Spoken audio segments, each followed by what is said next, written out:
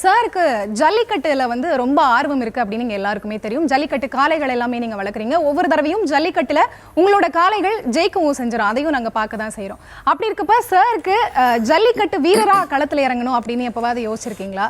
அதுக்காக முயற்சி பண்ணியிருக்கீங்களா? இல்லை, சின்ன வயசில் அதற்கான ஆசை அதிகமாக இருந்தது மேடம்.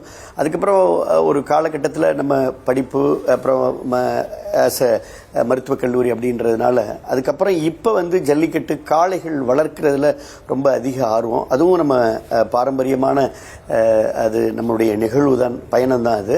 குறிப்பாக ஜல்லிக்கட்டு காளை வளர்க்கல ரொம்ப எனக்கு அதிகமான ஆர்வம். அதே போல் ஜல்லிக்கட்டு நிகழ்ச்சிகளை பார்ப்பது, ரசிப்பது, ஜல்லிக்கட்டு போட்டிகளை மிக பிரம்மாண்டமாக நடத்துறது, தொடர்ந்து ஜல்லிக்கட்டை ஊக்குவிக்கிறது, ஜல்லிக்கட்டு வீரர்களுக்கு உறுதுணையாக இருக்கிறது, ஜல்லிக்கட்டு விழா கமிட்டிக்கு உறுதுணையாக இருக்கிறது, அவங்களுக்காக சட்டமன்றத்தில் குரல் கொடுக்கறது, இந்த கோஆர்டினேட் பண்ணுறது, அது எனக்கு ரொம்ப பிடிக்கும். ஜல்லிக்கட்டில் யாராவது அடிபட்டால் கூட அவங்கள முதல் ஆளாக நின்று அவங்கள அந்த ஜல்லிக்கட்டு வீரர்களுக்கு துணை நின்று அவங்கள மீட்டெடுக்கிற அந்த மாதிரியான விஷயங்கள் வந்து எனக்கு அது இயற்கையாக. ஜல்லிக்கட்டு என்பது சரியாக பதில் சொல்லணும்னா அது என்னோட உறவுல மட்டுமல்ல, என்னோட உணர்வில், உயிரில் கலந்த விஷயம். கேஷுவலாக சொல்லணும்னா பிளட்ல இருக்குது.